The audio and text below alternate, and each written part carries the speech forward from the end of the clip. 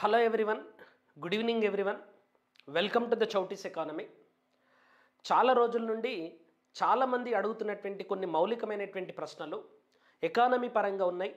And group 2 bilingual కోర్సులో join అయినటువంటి వాళ్ళు ఎవరైతే ఉంటారో, సో గ్రూప్ 2 బైలింగ్వల్ కోర్సులో జాయిన్ అయినటువంటి వాళ్ళు, ఫుల్ కోర్సు జాయిన్ అయినటువంటి వాళ్ళు ఎవరైతే ఉంటారో వాళ్ళు కూడా కొన్ని ముఖ్యమైనటువంటి ప్రశ్నల్ని అడగడం అనేది జరుగుతుంది. సో ఆ ప్రశ్నలకు సంబంధించి క్లారిటీ ఇవ్వడానికి ఈ పర్టికులర్ వీడియో చేస్తూ ఉన్నాను. సో చాలామందికి ఉన్నటువంటి ప్రశ్న ఏంటి అంటే, మళ్ళీ ఇంతకుముందు చెప్పాను, మళ్ళొక్కసారి వాటి మీద క్లారిటీ ఇవ్వాలి అని చెప్పేసి ఈ వీడియో చేయడం అనేది జరుగుతుంది. సార్, ఎకానమీ ఇప్పుడు స్టార్ట్ చేయాలన్నా లేకపోతే బడ్జెట్ వచ్చేంత వరకు ఆగాలనా? బడ్జెట్ ఆల్మోస్ట్ ఫిబ్రవరిలో కేంద్ర ప్రభుత్వ బడ్జెట్ వస్తుంది, రాష్ట్ర ప్రభుత్వ బడ్జెట్ ఎప్పుడు వస్తుంది అనేటటువంటి అంశంలో అయితే క్లారిటీ లేదు. సో నా ఉద్దేశం ఏంటి అంటే, ఎకానమీ ఆల్రెడీ చదివినటువంటి వాళ్ళు ఎవరైతే ఉంటారో, ఆల్రెడీ క్లాసెస్ విన్నటువంటి వాళ్ళు ఎవరైతే ఉంటారో వీళ్ళందరూ కూడా మళ్ళొక్కసారి కేవలం రివిజన్ మాత్రమే చేయండి. మిగతా అంశాలను మరి సర్వే వచ్చిన తర్వాత చదువుకునేటటువంటి అవకాశం అనేది ఉంటుంది. ఎవరిది? ఎకానమీకి సంబంధించినటువంటి ఫుల్ కోర్సు కంప్లీట్ చేసిన వాళ్ళు, ఆల్రెడీ ఎకానమీని చదివిన వాళ్ళు, క్లాసెస్ విన్నటువంటి వాళ్ళు, ఎకానమీ ఫుల్ కోర్సును కంప్లీట్ చేసినటువంటి వాళ్ళు ఎవరైతే ఉంటారో వీళ్ళందరూ కూడా రివిజన్ చేయండి. ఆ పుస్తకాలను తీసుకోండి, మళ్ళొకసారి క్లాసెస్ని కొంత స్పీడ్లో 1.5లో కానీ 2 స్పీడ్లో కానీ పెట్టేసి ఆ క్లాసెస్ మొత్తాన్ని, ఎన్ని క్లాసెస్ అయితే ఉంటాయో మన కోర్సులో ఆ క్లాసెస్ మొత్తాన్ని ఫిబ్రవరి 1వ తారీఖు లోపల మొత్తం రివిజన్ చేయండి. ఫిబ్రవరి 1వ తారీఖు లోపలనే ఈ ఎవరైతే ఆల్రెడీ విన్నటువంటి వాళ్ళు ఉన్నారో వాళ్ళు మొత్తం రివిజన్ చేయాల్సిందే.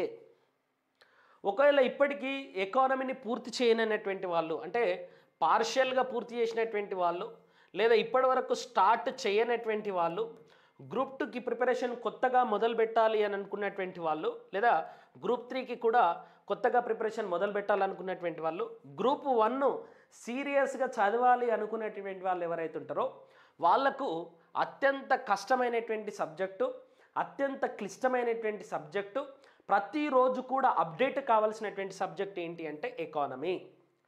ఇది గ్రూప్ 3లో కానీ 2లో కానీ 1లో కానీ అతి ముఖ్యమైనటువంటి సబ్జెక్టు, 150కి పైగా మార్కులు ఉండేటటువంటి సబ్జెక్టు.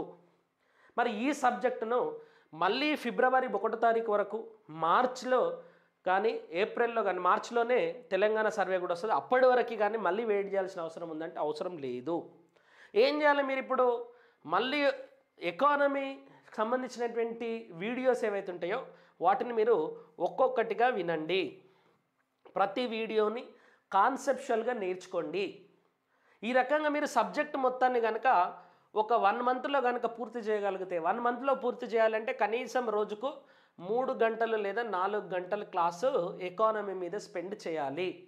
అతి కష్టమైనటువంటి సబ్జెక్టును పూర్తి చేసుకున్నారనుకోండి, మీరు ఫిబ్రవరి మధ్యలో వరకు ఈ ఎకానమీకి సంబంధించినటువంటి అన్ని క్లాసెస్ను రోజుకు 2 నుండి 3 గంటలు, ఓకే, 2 to 3 అవర్స్ కనుక స్పెండ్ చేయగలిగితే మీరు ఎకానమీ సిలబస్ మొత్తాన్ని కూడా కంప్లీట్ చేయగలుగుతారు. దాని తర్వాత వచ్చినటువంటి కొత్త సర్వే, కొత్త బడ్జెట్ ఏదైతే ఉందో ఆ సర్వేలో ఉన్నటువంటి అంశాలు కానీ, ఆ బడ్జెట్లో ఉన్నటువంటి అంశాలు కానీ అప్పుడు మీకు అర్థమవుతాయి. మళ్ళీ కొత్త సర్వే వచ్చిన తర్వాత, కొత్త బడ్జెట్ వచ్చిన తర్వాత కూడా సేమ్ స్టోరీ రిపీట్ అవుతుంది. మళ్ళీ నీకు నేషనల్ ఇన్కమ్ అర్థం కాదు, జీడిపి అర్థం కాదు, ఎఫ్ఆర్బిఎం చట్టం అర్థం కాదు, ఫిస్కల్ డెఫిసిట్ అర్థం కాదు, రెవెన్యూ డెఫిసిట్ అర్థం కాదు. అప్పటిదప్పుడు నేర్చుకోవాలి అంటే మళ్ళీ నువ్వు స్టార్టింగ్ నుండి రావాల్సినటువంటి ఆస్కారం అనేది ఉంది. నీకు ఎకానమీలో బేసిక్స్ తెలవాలి. ఎకానమీ అంటే ఏంటి, ఎకనామిక్ సిస్టమ్ అంటే ఏంటి, ఎకనామిక్స్ అంటే ఏంటి, ఎకానమీకి ఉన్నటువంటి ప్రాబ్లమ్స్ ఏంటి, మైక్రో ఎకానమీ ఏంటి, మ్యాక్రో ఎకానమీ ఏంటి, జీడిపికి నేషనల్ ఇన్కమ్కి మధ్య ఉండేటటువంటి డిఫరెన్స్ ఏంటి, రియల్ నేషనల్ ఇన్కమ్ అంటే ఏంటి, నామినల్ నేషనల్ ఇన్కమ్ అంటే ఏంటి, ఫిస్కల్ పాలసీ అంటే ఏంటి, పబ్లిక్ ఫైనాన్స్ అంటే ఏంటి, బడ్జెట్ అంటే ఏంటి, ఇన్ఫ్రాస్ట్రక్చర్ అంటే ఏంటి, సోషల్ ఇన్ఫ్రాస్ట్రక్చర్ అంటే ఏంటి, ఫిజికల్ ఇన్ఫ్రాస్ట్రక్చర్ అంటే ఏంటి, ఒక్కో కాన్సెప్ట్కి సంబంధించి స్టాటిస్టిక్స్ మనకి ఎక్కడి నుండి వస్తాయి. ఫర్ ఎగ్జాంపుల్, నువ్వు నిరుద్యోగం గురించి చదవాలి. నిరుద్యోగం గురించి చదవాలంటే ఫస్ట్ నిరుద్యోగం అంటే ఏంటి, లేబర్ ఫోర్స్ అంటే ఏంటి, వర్క్ ఫోర్స్ అంటే ఏంటి, నిరుద్యోగంలో ఉండేటటువంటి రకాలు ఎన్ని, లేబర్ ఫోర్స్ సర్వే అంటే ఏంటి, అసలు నిరుద్యోగానికి సంబంధించినటువంటి స్టాటిస్టిక్స్ ఎన్ని సంవత్సరాలకు ఒకసారి రిలీజ్ అవుతాయి, పీరియాడిక్ లేబర్ ఫోర్స్ సర్వే అంటే ఏంటి, ఎన్ఎస్ఎస్లో సర్వే అంటే ఏంటి, ఈ అన్ని అంశాలు నీకు ముందే తెలిసి ఉంటే అప్పుడు ఎకనామిక్ సర్వే కానీ, అప్పుడు బడ్జెట్కి సంబంధించినటువంటి అంశాలు కానీ, కొత్తగా వచ్చేటటువంటి సర్వేలో పొందపరిచినటువంటి నంబర్స్ కానీ గుర్తుపెట్టుకోవడానికి అవకాశం అనేది ఉంటుంది. సో ఈ సందర్భంలో నేను చెప్పదలుచుకునేది ఏంటంటే, ఆల్రెడీ ఎకానమీ చదివినటువంటి వాళ్ళు, ఆల్రెడీ ఎకానమీని పూర్తి చేసినటువంటి వాళ్ళు, వీళ్ళు ఇప్పుడు జనవరి 1వ తారీఖు, ఫిబ్రవరి 1వ తారీఖు కేంద్ర బడ్జెట్ వచ్చే లోపల మీరు మొత్తం క్లాసెస్ని రివైజ్ చేసుకోండి. మీ దగ్గర పుస్తకం ఉంటే పుస్తకం చూసుకోండి, నోట్స్ ఉంటే నోట్స్ రివైజ్ చేసుకోండి, లేదా క్లాసెస్ ఉంటే క్లాసెస్ని రివైజ్ చేసుకోండి. కానీ ఈ అన్ని అంశాలను కూడా మీరు ఫిబ్రవరి 1 లోపల కనుక రివైజ్ చేసుకోగలిగితే మళ్ళీ సర్వే అండ్ బడ్జెట్ వచ్చిన తర్వాత వాటన్నిటిని కూడా అప్డేట్ చేసుకోవడానికి కనీసం ఓకే, సో 1 మంత్ నుండి 1.5 మంత్ పడుతుంది. ఒక్కొక్క చాప్టర్ను, ఆ కాన్సెప్ట్ను కోఆర్డినేట్ చేసుకొని చదవడానికి ఆ మాత్రం టైం పడుతుంది. కాబట్టి మళ్ళొక 1.5 మంత్ మీరు స్పెండ్ చేయాలి. ఎవరు ఆల్రెడీ చదివినటువంటి వాళ్ళు. అప్పుడు మాత్రమే మీరు ఎకానమీ పైన ఉండేటటువంటి ఎంసీక్యూస్ని మళ్ళీ నెక్స్ట్ మార్చ్ వరకు ఏ పరీక్ష జరిగినా కూడా మీరు సాల్వ్ చేయడానికి సంసిద్ధంగా తయారవుతారు. అసలే చదవని వాళ్ళు, సగం సగం చదివిన వాళ్ళు, తూతూ మంత్రంగా చదివినటువంటి వాళ్ళందరూ మాత్రం నేను ఇప్పుడు పాటించినటువంటి అంశాలు పాటించాలి. రోజుకు 2 నుండి 3 గంటలు మీరు ఎకానమీ మీద స్పెండ్ చేయాలి. రోజుకు 2 నుండి 3 గంటలు ఎకానమీలో ఉన్నటువంటి కాన్సెప్ట్స్ని అర్థం చేసుకోవాలి. దాంతోపాటుగా ఎకానమీ స్టాటిస్టిక్స్ మీద మీరు ఎక్కువ కాన్సన్ట్రేషన్ చేయకుండా మళ్ళీ బడ్జెట్ సర్వే వచ్చిన తర్వాత ఆ కాన్సెప్ట్స్ అన్నిటికీ కూడా ఏమేం నంబర్లు ఉన్నాయి అనేది అటాచ్ చేసుకోవాలి. ఇది పార్షియల్గా చదివినటువంటి వాళ్ళకు, ఫుల్గా చదివినటువంటి వాళ్ళకు మనం ఇచ్చేటటువంటి ఒక సూచన. రెండవది ఏంటి అని అంటే, ఇంతకుముందు కూడా చెప్పిన సార్, ఇప్పుడు స్కీమ్స్ గుర్తుపెట్టుకోవాలన్నా, కొత్తగా వచ్చే స్కీమ్స్ గుర్తుపెట్టుకోవాలంటే మళ్ళీ చెప్తున్నాను, ఇప్పుడు ఏవైతే డిలీట్ అవుతాయో డిలీట్ అయ్యే స్కీమ్స్ని మనం గుర్తుపెట్టుకోవాల్సిన అవసరం లేదు. సో రాష్ట్ర పరిధిలో ఉన్నటువంటి స్కీమ్స్ కానీ, కేంద్ర పరిధిలో ఉన్నటువంటి స్కీమ్స్ కానీ డిలీట్ అయ్యేటటువంటి స్కీమ్స్ అవసరం లేదు. పేరు అంటే రీవ్యాంప్ చేసి పేరు మార్చినటువంటి స్కీమ్స్ కానీ, మాడిఫై చేసినటువంటి స్కీమ్స్ కానీ, ఓకే, కొత్తగా మళ్ళీ కొన్ని రూల్స్ని యాడ్ చేసినటువంటి స్కీమ్స్ కానీ, కొత్తగా వచ్చేటటువంటి న్యూ స్కీమ్స్ కానీ ఖచ్చితంగా చదవాలి. అది రాష్ట్ర పరిధిలో ఉన్నటువంటి స్కీమ్స్ అయినా లేదా కేంద్ర పరిధిలో ఉన్నటువంటి స్కీమ్స్ అయినా ఖచ్చితంగా ఈ పర్టికులర్ అంశాలను మీరు చదవాల్సిందే. కాబట్టి స్కీమ్స్ గురించి, ఏ స్కీమ్స్ అయితే డిలీట్ అయితే ఆ స్కీమ్స్ మాత్రమే మీరు ఎందుకు డిలీట్ అయిందనేటటువంటి అంశాలను తెలుసుకుంటే సరిపోతుంది. దాని మీద ఆల్రెడీ కొంత నాలెడ్జ్ ఉంటుంది మీకు. మిగతా స్కీమ్స్ని మళ్ళీ రెగ్యులర్గా మీరు ప్రాక్టీస్ చేస్తూనే ఉండాలి, రివైజ్ చేసుకుంటూనే ఉండాలి. మూడవ ప్రశ్న ఏంటి అని అంటే, కరెంట్ అఫైర్స్ ఎన్ని మంత్స్ చదవాలి అనేటటువంటి అంశంలో కూడా చాలామంది అంటున్నారు. సో జనవరి 1 నుండి డిసెంబర్ 31 వరకు 2023లో ఏ అంశాలు వచ్చినాయి అనేటటువంటి అంశాలన్నింటినీ కూడా చదవండి. ఇప్పుడు మొత్తం ఇయర్లో ఏం జరిగింది అనేటటువంటి కొన్ని ఆర్టికల్స్ వస్తూ ఉంటాయి న్యూస్ పేపర్స్లలో. సో ఈ 4-5 రోజులు చాలా సీరియస్గా ఈ ఆర్టికల్స్ మీద మీరు కాన్సన్ట్రేషన్ చేయాల్సినటువంటి ఆస్కారం అనేది ఉంది. తద్వారా మీరు ఈ ఆర్టికల్స్ అన్నింటిలో ఉన్నటువంటి అంశాలను మరింత బాగా అర్థం చేసుకోవడానికి వీలనేది ఉంటుంది. కాబట్టి ఈ దిశగా విద్యార్థులందరూ కూడా ప్రయత్నం చేయాలి. సో ఇప్పుడు review of the 2023, okay, most happened issues, most discussed personalities, most discussed issues కాన్స్టిట్యూషనల్గా కానీ, స్టాట్యుటరీ పరంగా కానీ, కోర్టుల పరంగా కానీ, తర్వాత పార్లమెంటులో కానీ, అసెంబ్లీలో కానీ, తర్వాత ఓపెన్ మార్కెట్లో కానీ బాగా చర్చించినటువంటి అంశాలేంటి, కొత్తగా వచ్చినటువంటి మార్పులు ఏంటి అనేది 2023కు సంబంధించినటువంటి అంశాలన్నింటినీ కూడా మీరు ఒకసారి రీవ్యాంప్ చేసుకోండి. వీలైతే జనవరి 1 నుండి డిసెంబర్ 31 వరకు ఒక్కొక్క కేటగిరీలో ఏం జరిగింది అనేటటువంటి రివ్యూను మనము ఒక క్లాస్ రూపంలో తీసుకోవడానికి ప్రయత్నం చేద్దాం. దాని తర్వాత ఇంకా చాలామంది అడుగుతున్నటువంటి మరొక ముఖ్యమైనటువంటి ప్రశ్న ఏంటి అంటే, సార్ ఇప్పుడు group 2, group 3 course 3 months validity ఇచ్చారు.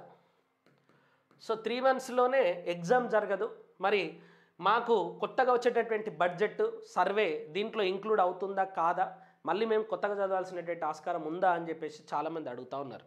సో దీంట్లో 3 నెలలు మాత్రమే ఇవ్వడంలో ఉద్దేశం ఏంటంటే, ఇంతకుముందు మేము ఫ్రీ ఇచ్చిన కోర్సే, ఇదే కోర్సును ఫ్రీ ఇచ్చాము, 4 నెలలు ఇచ్చాము. ఇప్పుడు 3 నెలలలో ఎందుకు ఇస్తున్నామంటే వీలైనంత తొందరగా ఈ సిలబస్ మొత్తాన్ని కంప్లీట్ చేయించాలి అనేటటువంటి ఒక దృఢ సంకల్పం మాలో ఉన్నది. కాబట్టి 3 నెలల్లోగానే మీరు ఈ మొత్తం సిలబస్ని రీవ్యాంప్ చేయాలి. తర్వాత ఫిబ్రవరి 1వ తారీఖు బడ్జెట్ వస్తుంది, కేంద్ర బడ్జెట్ వస్తుంది అండ్ ఎకనామిక్ సర్వే కూడా వస్తుంది. సో మేము బడ్జెట్ ఎకనామిక్ సర్వేకి సంబంధించినటువంటి కొత్త కోర్సు లాంచ్ చేయబోతున్నాము. ఈ కోర్సు మొత్తం కూడా దీంట్లో ఇంక్లూడ్ అయి ఉంటుంది. మీరు మళ్ళీ కొత్తగా ఈ కొత్త కోర్సులో జాయిన్ కావాల్సినటువంటి అవసరం లేదు. బడ్జెట్ అండ్ ఎకనామిక్ సర్వేకి సంబంధించినటువంటి అన్ని అప్డేట్స్తో కూడుకున్నటువంటి కొత్త కోర్సు మేము లాంచ్ చేస్తాం. ఆ కోర్సు మొత్తాన్ని దీనికి కూడా అటాచ్ చేస్తాం. కాబట్టి ఆ లైవ్ క్లాసెస్ ఉంటాయి, లైవ్ క్లాసెస్లలో మీరు కూడా జాయిన్ కావడానికి అవకాశం ఇస్తాం. కాబట్టి దీనికి మీరు పెద్దగా వర్రీ కావాల్సిన అవసరం లేదు. కొత్త బడ్జెట్ కొత్త సర్వే వస్తుంది. తర్వాత తెలంగాణకు సంబంధించినటువంటి బడ్జెట్ కూడా మార్చిలో రావచ్చు బహుశా. సో జనవరి, ఫిబ్రవరి, మార్చి వరకు మీ యొక్క వ్యాలిడిటీ ఉంటుంది. ఆల్మోస్ట్ మనకు మార్చ్ 25 లోపలనే మరి తెలంగాణ సర్వే, తెలంగాణ బడ్జెట్ కూడా వస్తుంది. కాబట్టి ఆ పర్టికులర్ అంశాలను కూడా దీంట్లో ఇంక్లూడ్ చేయడానికి మనం ప్రయత్నం చేస్తాం. Got it. మళ్ళీ ఎక్స్టెన్షన్ మాత్రం ఉండదండి, మళ్ళీ రెన్యువల్ ఎక్స్టెన్షన్ మాత్రం ఉండదు. మీ వ్యాలిడిటీ ఎప్పటి వరకు ఉంటుందో, మీ వ్యాలిడిటీ ఉన్నంత వరకు జరిగేటటువంటి అన్ని updates, most important budget and survey కాబట్టి మోస్ట్ ఇంపార్టెంట్ స్కీమ్స్ ఏవైతే వస్తుంటాయో వాటిని కూడా వీటిలో ఇంక్లూడ్ చేయడానికి మేము ప్రయత్నం చేస్తాం. లేదు సార్ నేను బడ్జెట్ వచ్చిన తర్వాత సర్వే వచ్చిన తర్వాత జాయిన్ అవుతా అంటే it is up to you. మీరు ఎప్పుడు ప్రిపరేషన్ స్టార్ట్ చేస్తారనేది అది మీకు సంబంధించినటువంటి అంశం. సో మీరు ఇది అత్యంత కష్టమైన సబ్జెక్ట్ అని అనుకుంటారు. కాబట్టి ఒకసారి ఎకానమీ మొత్తాన్ని కూడా మీరు కంప్లీట్ చేయగలిగితే, ఇప్పుడు టైం ఉంది, చాలా మంచి టైం ఉంది. రోజు ఒక 2 గంటలు 3 గంటలు ఈ సబ్జెక్ట్ మీద పెట్టగలిగితే అది గ్రూప్ 1 అయినా, గ్రూప్ 2 అయినా, గ్రూప్ 3 అయినా మరి చాలా ఈజీగా ప్రిపరేషన్ పూర్తి చేయడానికి ఇది ఒక అడ్డంకి. మరి ఈ అడ్డంకిని కనుక తొలగించుకున్నారనుకోండి టైం ఉన్నప్పుడు, ఇమ్మీడియట్గా మీకు వేరే సబ్జెక్టులని ఈజీగా తొందరగా కంప్లీట్ చేసేటటువంటి అవకాశం అనేది వస్తుంది. కాబట్టి సో ఇప్పుడు కోర్సు తీసుకునేటటువంటి వాళ్ళు కూడా ఏమాత్రం సందేహించకుండా ఇప్పుడు ఈ కోర్సు కనుక తీసుకున్నట్టయితే మళ్ళీ నెక్స్ట్ భవిష్యత్తులో ఇదే ప్రైజ్ ఉండకపోవచ్చండి. ఎందుకంటే మేము కూడా ఆ క్లాసెస్ అన్ని చేయడానికి ఒక పెద్ద ఆఫీస్ని ఎస్టాబ్లిష్ చేసేసి ఈ వీడియోస్ అన్ని చేయాలి, ఎడిటర్స్కి అట్లా చాలా రకాలైనటువంటి కాన్సిక్వెన్సెస్ ఉంటాయి. కాబట్టి తక్కువ ప్రైజ్ ఉన్నప్పుడే కొనడానికి ప్రయత్నం చేయగలిగితే మీరు దాన్ని ఎక్కువగా ఉపయోగించుకోవడానికి అవకాశం అనేది ఉంటుంది. ఓకే, సో ఇవి చాలామంది అడుగుతున్నటువంటి ప్రశ్నలు. మళ్ళొక కొత్త కోర్సును, డైలీ టాస్క్ల మీద ఒక కొత్త కోర్సును మేము సిద్ధం చేస్తున్నాం. సో ఈ డైలీ టాస్క్లలో భాగంగా మరి రాబోయేటటువంటి ఎగ్జామినేషన్స్కి సిద్ధం కావడానికి కనీసం ఒక 90 రోజుల ప్రణాళికతోటి మేము ఒక కొత్త కోర్సు లాంచ్ చేయబోతున్నాం. ఆ కొత్త కోర్సు ప్రతిరోజు మీరు ఏం చేయాలి, ప్రతిరోజు జరిగేటటువంటి కరెంట్ హ్యాపెనింగ్స్ పైన విశ్లేషణ చేస్తూ ప్రతిరోజు స్టూడెంట్స్కి వచ్చేటటువంటి డౌట్స్ను డైలీ బేసిస్లో తీర్చడం మూలంగా వాళ్ళ ప్రిపరేషన్కి సంసిద్ధంగా ఉండేటటువంటి విధంగా ఈ కోర్సు ఉండబోతుంది. సో ఆ కోర్సు కోసం కూడా మీకు ఏమైనా సలహాలు ఉంటే కూడా సో మాకు పంపించండి. So that we will include all those doubts in our next happening session. Okay, so ఇవి ఎకానమీకి సంబంధించినటువంటి డౌట్స్. ఇంకా ఏమైనా డౌట్స్ ఉంటే కూడా మీరు కామెంట్ సెక్షన్లో కామెంట్ చేయండి. I will try to resolve your doubts. Thank you all.